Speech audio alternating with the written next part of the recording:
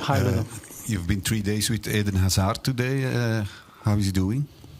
It's good. I think Eden, obviously, you get always the same question. Has he played enough minutes? Has he got much fitness? Clearly, that's is there to be seen.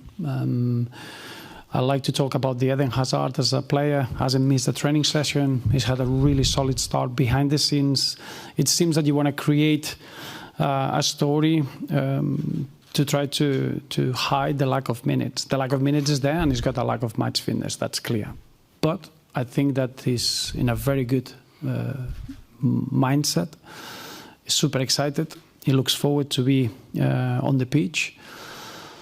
And I see an energy and a happiness around Eden that I didn't see probably 6-7 months ago. So from that point of view, I'm really pleased.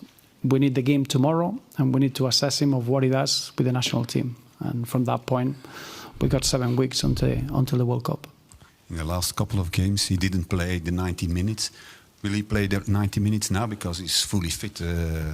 Yeah, I think it's a question that it will depend on the tempo of the game, how demanding it is. I'm not putting a set target. I think if we can see Eden growing from the 60 minutes mark, that's probably the assessment. But the decision will be made on how the game goes and the demands set on his performance, really, more than anything else.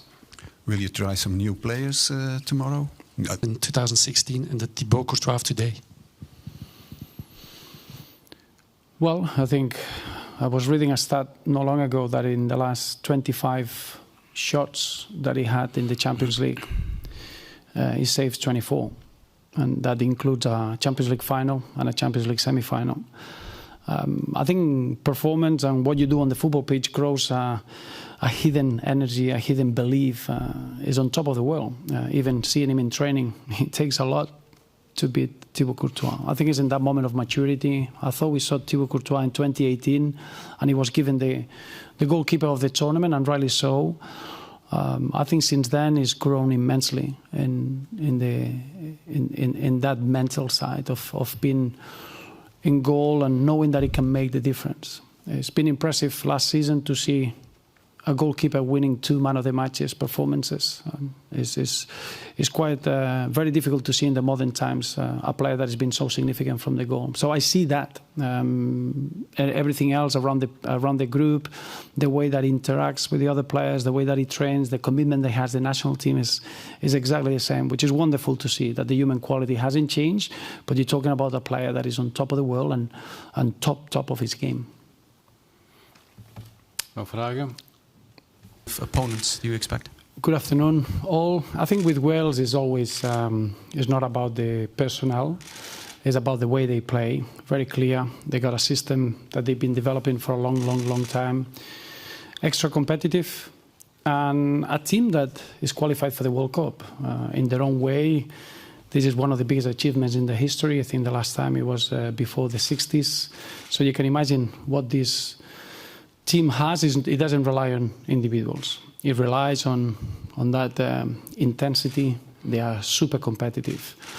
And I think we saw it in the last game we played them. The last 30 minutes, we couldn't control the game. And if you look at their lineup at that point, it was probably 8 or 9 players that they were new faces. So I expect exactly the same, high-intensity game, really a little bit British in the way.